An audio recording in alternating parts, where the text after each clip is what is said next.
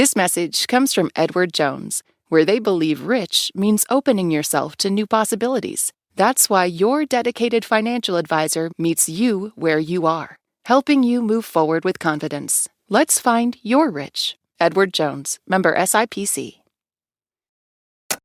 This is Planet Money from NPR. Adewale Mae went on this big vacation to Europe. It was my very first time in Europe. Oh, it was beautiful. I think Adewale's first stop was Spain. He was there during the week, Monday, Tuesday. And everyone's outside, eating, catching a coffee, they're playing, just like having fun, doing things, just flying kites. And I know Wait, like adults? Like adults, yeah. Like adults, okay. I legit saw someone who was like 50 years old who was just like playing outside. I think they were playing Frisbee. And I was just like, wow, that's just very, very nice. Working age adults outside during the workday, during work hours. Adewale is just noticing this, taking it in. He's with a buddy. They're at lunch early into the trip. So we're having paella. And my friend was like looking around. He was just like, bro, what do people do here for a living? His friend was thinking the same thing that Adewale was thinking, which was, why does it seem like so many locals are not at work? And like we're asking around just like, hey, like what do you do for work? And we got all of these different responses where, someone's a seamstress and someone's works at like an interior design studio. And Adewale knew that this entire continent basically has a different relationship with work than the U.S. does, especially in the summer. Businesses are just completely closed. Adewale is a labor economics researcher at the Economic Policy Institute. But actually seeing the European attitude toward work in person felt different. And it made Adewale think of this report he worked on a few years back. The name of the report is No Vacation Nation. No Vacation Nation. Very, very on the nose. In this report, Adewale looked at the 21 richest countries in the world, and he listed how many paid vacation days they all get. Not because of the kindness of their employers, but how many paid vacation days every single person in these countries have to get by law. And he found that Japan, for example, gets 10 paid vacation days for everyone on top of 15 paid holidays. Australia, 20 paid vacation days plus 8 paid holidays. Spain, 25 vacation days paid plus 14 paid holidays. We are talking 39 days off paid for everyone. Hairdressers, mechanics, doctors, bakers, daycare workers, train operators. Every worker in these countries is guaranteed paid vacation. Actually, every worker in all of the richest countries in the world has to get paid vacation, except for workers in one rich country, the U.S. In America, if I could have 29 days of paid vacation, what would that look like for you? What would that look like for you as a worker?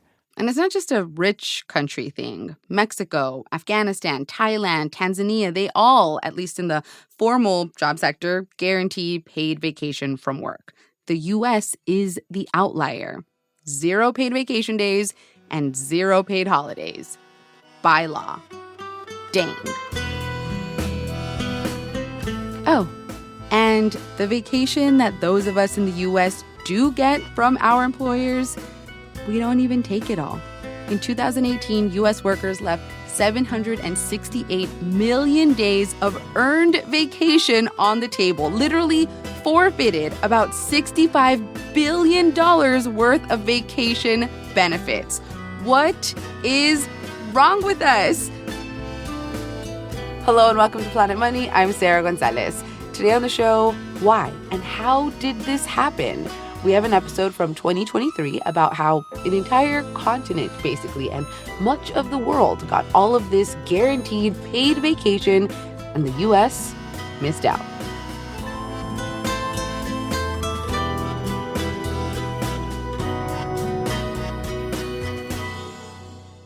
This message comes from Schwab. With the new Schwab Teen Investor Account, teens can gain hands-on investing experience. It's co-owned by you and your teen, so you can monitor the account while your teen learns how to invest and manage money. Learn more at schwab.com.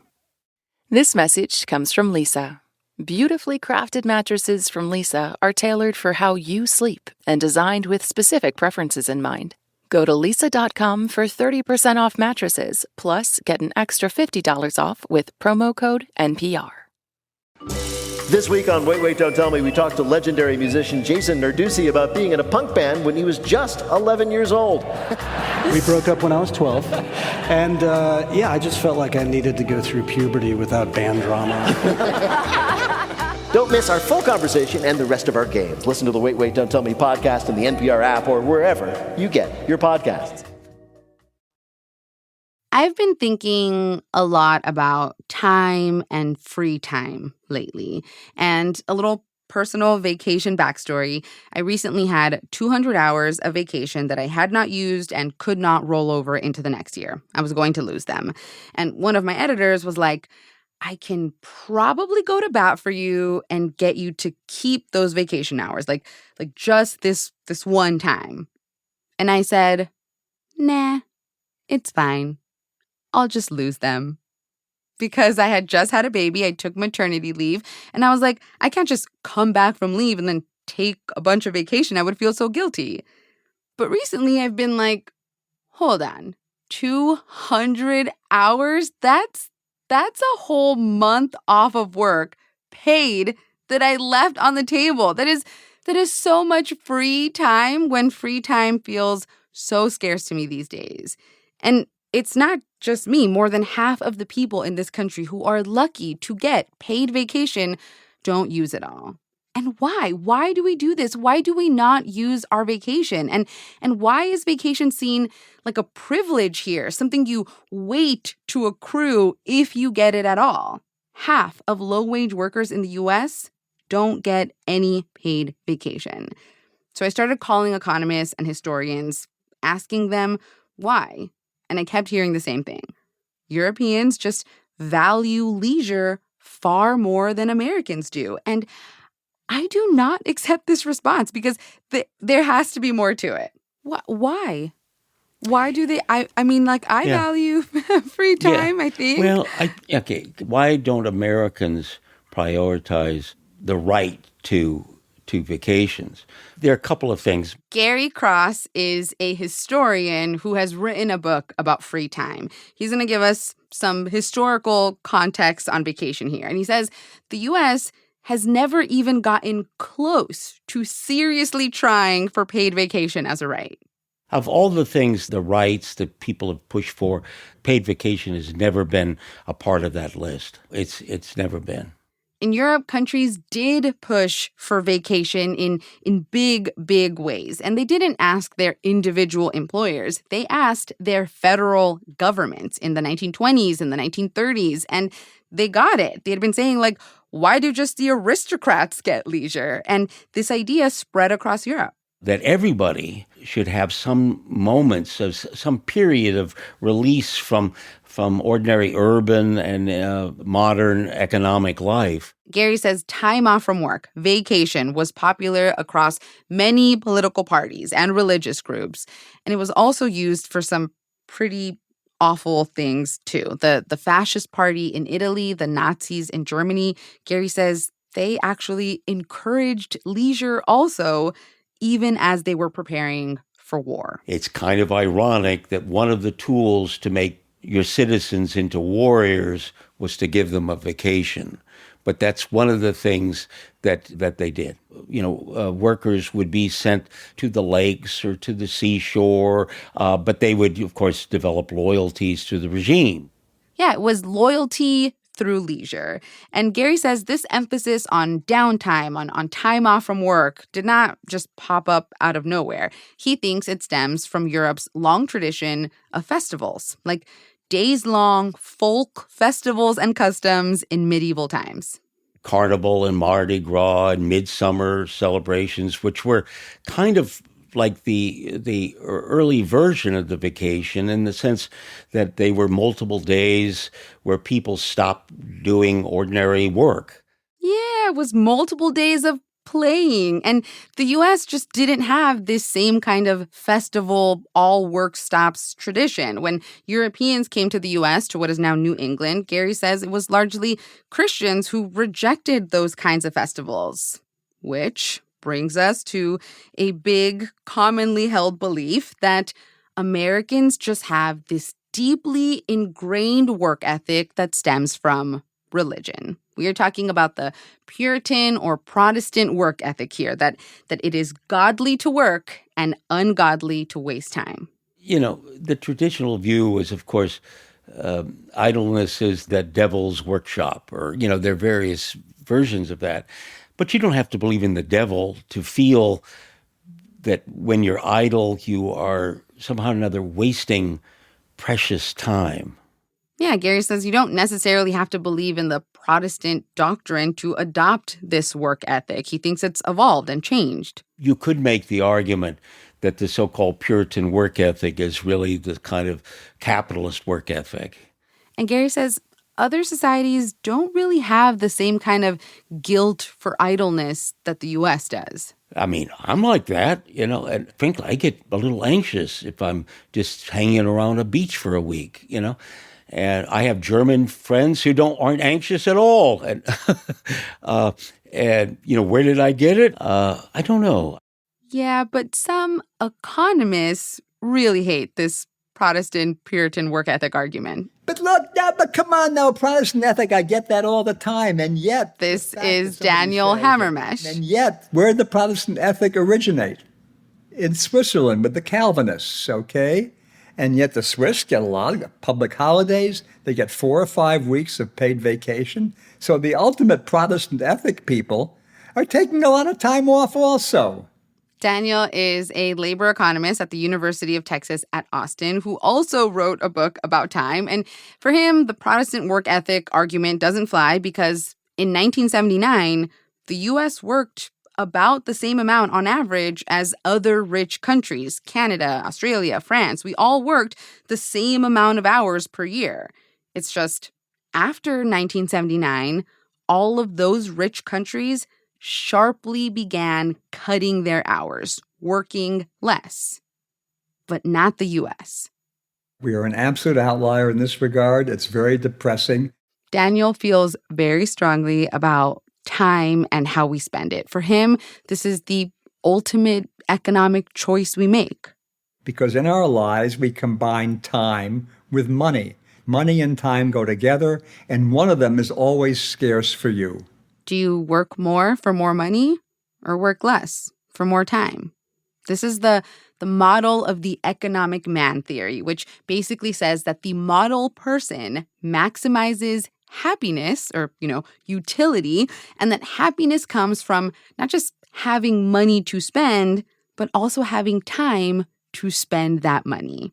Now, Daniel has looked at data on how people spend every minute of their day. And he says, actually, people in the US and Europe work the same amount of hours every week. We all generally have a 40-ish hour work week. It's just the US works more weeks. And the only reason for this, he says, is because we take less vacation. If you do the math, Daniel says people in Europe work about an hour and a half less every day. So this 1.5 hour difference to me feels so small.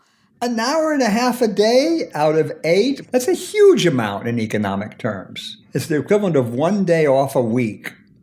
Right. That's Friday. That would be like we got every Friday off. Every Friday off or every Monday? Okay. Yeah, that's a big difference. So, all right. Daniel, who has looked at data on how people spend every minute of their day, he was going to be my ticket. He's got to have the answers for why the U.S., relative to other countries, started working more. I have no answer to that one. It just factually did.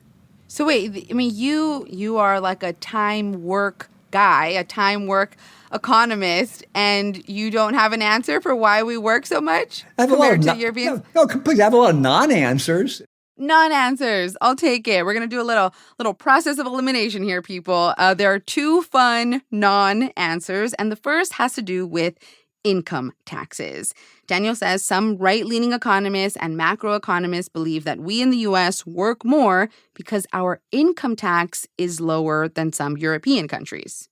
The argument is because Europe tends to have a higher income tax, people in Europe will go like, why am I going to show up for work so much? They're going to just tax me so much. Let me just work less. It doesn't make sense. That's the argument. Because our income tax is lower in the United States, we go like, ooh, I get to keep a little bit more money, so it makes sense for me to keep showing up to work and not take time off. That is the argument. This is one of the oldest ideas in economics, that if you get to keep more of your paycheck, there's more incentive to work. And you have to remember here that a lot of people in the U.S. do not get paid vacation. So the incentives for them to work instead of taking time off are bigger. And Daniel agrees with this premise. When you look at the data, Daniel says getting to keep more of your paycheck does make you work more, but just a little bit more.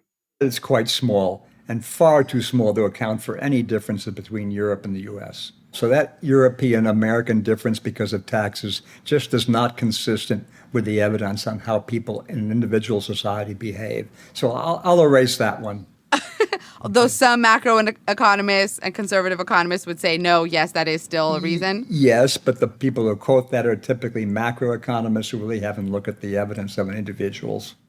All right. So that is the fun, conservative, non-answered argument. The lefty argument is that Americans are a consumerist society and rich corporate advertisers are exploiting the consumers, holding these little carrots in front of our nose like a horse being urged to run, incentivizing us through these advertisements to want to work more and more to afford all these wonderful things we want to buy, a third car, a larger house, you name it. This argument is basically that people in the U.S. are programmed to work more because we want to make more money to buy more stuff because we are inundated with advertisements. Bleak. And, it's quite possible. But the empirical problem with that is there's just as much corporate control in Europe. There's just as much advertising. And I can't believe that Europeans are so much smarter than us that they don't get led by the nose by these people. So it's hard to see why, with no difference in the amount of advertising, no difference in our basic nature, why they should have this different outcome in terms of vacations from what we have.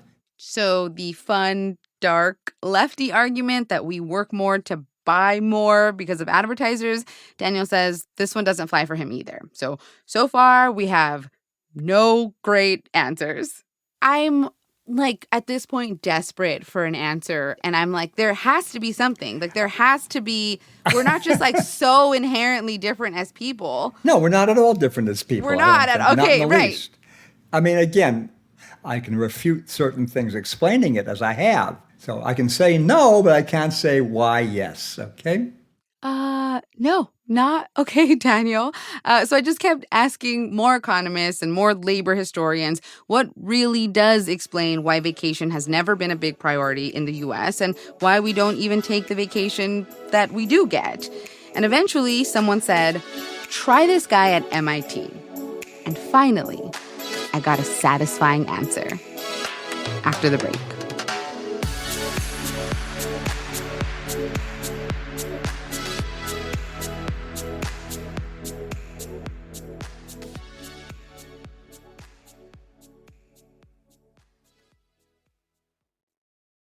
This message comes from Lisa. Beautifully crafted mattresses from Lisa are tailored for how you sleep and designed with specific preferences in mind. Go to lisa.com for 30% off mattresses, plus get an extra $50 off with promo code NPR. The NPR network has always been powered by the people it serves, not by shareholders or special interests, but by people like you and me who believe in a free and independent press. We're approaching 1 year since Congress eliminated federal funding for public media. Together, we continue the kind of journalism that we, the public, rely on. Please support this work today at plus.npr.org. This is Tanya Mosley, co-host of Fresh Air. From mail-in ballots to racial gerrymandering, a lot is at stake for America's free and fair elections. I spoke with journalist Ari Berman about what he calls a final blow to the Voting Rights Act. My fear is that we are returning to a politics of Jim Crow in the South. Listen to Fresh Air on the NPR app or wherever you get your podcasts. So, yes, the U.S. has a reputation for being workaholics. We worry we won't be seen as hardworking if we take a lot of time off, or that we'll miss out on career opportunities. And kind of because the U.S. has this reputation that we value money more than time. And Europeans have this reputation of valuing time more, leisure. But I mean, like French people are not just born valuing leisure, but we come out valuing money. That's not a thing. Something must have caused this, right? So for a satisfying answer on this one, I went to Tom Cohen at MIT, who left a lake house during vacation to do this interview. So you're a workaholic also, like the rest of us. Guilty as charged. Tom studies work and employment and unions, and he says there was a time when unions helped workers get the things that they asked for in the 1930s. That's when we got the minimum wage and overtime and Social Security. But Tom says it was a very unique moment in history when workers had more power than businesses. But after that, Tom says businesses regained power again, and they started saying, we don't want the federal government to mandate worker benefits. We'll decide that. We will respond to the labor market if necessary to keep our workers and to be competitive in the labor market. But don't tell us how we should run our enterprise and how we should treat our workforce. Tom says the 1930s was kind of our window, our chance to get something like guaranteed paid vacation. But Tom says back then, some unions actually kind of drew a line at vacation. There's also a view among unions that, look, we don't necessarily have to push for all of these things through legislation, because then if we did, then people might say, well, why do I need a union? Oh, so this is like a known thing that unions, like if we ask for everything at the federal level, there would be no point in unions? Absolutely. The AFL, American Federation of Labor in particular, was very strong on saying this is for the private sector. This is for what unions exist to do. The plot thickens. We were sabotaged. No, but yeah, this is one of the interpretations for how things went down back then. And Tom says this is maybe why, in the end, we didn't get a bunch of benefits guaranteed by federal policy. Vacation was just one example of this concern. What were some of the other things outside of vacation? Private pensions, health insurance.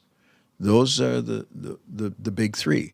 The big three. Pensions, health insurance, time off through vacations were left off the table. Instead, we got collective bargaining rights, which basically say we can bargain and negotiate with our individual employers for pension, healthcare, and vacation. Now, we should say that the U.S. is also known for not passing these work benefits because of racism. A bunch of people in the U.S. back then didn't want Black people, for example, to get these benefits. So no one got them. But in Europe, everyone gets the big three: vacation, pension, healthcare as a right. Vacation started spreading in Europe in the 1920s and 30s, and healthcare came in waves in the 1940s, 70s, and 80s. And maybe this is why European countries started cutting their hours after 1979, but not the U.S. Like, maybe Europeans were like, okay, we're getting all these benefits, plus we're just generally getting richer. Maybe work is not so important anymore. But when you do have to pay for these things, like we do in the U.S., maybe that's why work is so important here. And so when you do have to negotiate for health insurance, pension, asking for vacation kind of falls to the bottom of the list. Yeah, it's a much lower priority. I mean, this does seem like the best argument to me about why we differ. Yeah. Yeah, okay. Yes, if given the option, workers are historically more interested in seeing their take-home pay increase than they are in getting another day or week of vacation. It makes so much more sense to me now. Like, we don't just value money more than other people. Maybe we just need money to pay for health insurance or whatever. This feels good. This feels right to me. And even Daniel Hammermesh, who doesn't like any of the theories on this, he likes Tom's theory. I like that one. I hadn't heard it. He's probably wrong, but at least I can't prove he's wrong. And that's pretty good compared to all the other explanations. I'm going to tell him you said that, Daniel. No, that's good. No, I like it. Okay, he likes it. But really, Daniel says, we're looking for answers in the wrong place. He says economics cannot answer this one. I can't stress enough, as much as I love economics, in the end, this is a political issue. Yeah, Daniel says this is really about political will and the political appetite. But he says talking about vacation and questioning why the U.S. is the only rich country that doesn't guarantee it is valuable. Because it can put in people's heads the idea that maybe there is a different way. And the very fact of talking about it and getting it out there in the public, I think, should stimulate people to worry about that. That's the reason I'm talking to you today about this. Daniel says talking about vacation can help change the culture. Like maybe bosses will start taking more vacation and encourage workers to take more too. Like if we're all taking vacation, maybe that will make us feel less guilty about it. Because, working a lot and not taking vacation because that is what you want to do, that's fine. But a lot of people do not want to work as much as they do, and they would be happy to have any paid time off. And even me, I do genuinely enjoy my work. I love being a reporter. I feel like I have worked so hard to get to this exact place, and I love it. But I'm going to work for 35 more years, until I'm 70, and that's when I'm going to take big, long vacations. That cannot be what life is about. So the other day, because of this episode, I asked for a last-minute 2-week vacation. I leave in a week.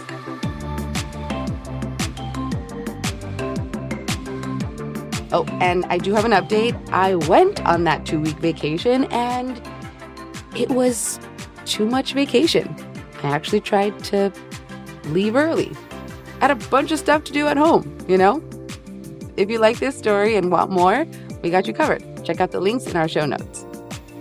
Today's show was produced by Sam Yellowhorse Kessler. It was edited by Jess Jang, fact-checked by Sierra Juarez, and engineered by Maggie Luthar. Alex Goldmark is our executive producer. I'm Sarah Gonzalez. This is NPR. Thanks for listening. Take your vacation. This message comes from Mint Mobile. If you're tired of spending hundreds on big wireless bills, bogus fees, and free perks, Mint Mobile is for you. Shop plans at mintmobile.com/switch. Taxes and fees extra. See Mint Mobile for details. This message comes from Thumbtack. Recommendations can be great. Maybe someone recommended this podcast, and here you are. But home projects are different. If a podcast isn't your thing, you lose a few minutes. If you hire your cousin's neighbor to mount your TV, you might end up with a lopsided screen and wall damage. That's why Thumbtack works. It matches people with top-rated local pros with photos, reviews, and credentials all in one place. For your next home project, try Thumbtack. Hire the right pro today.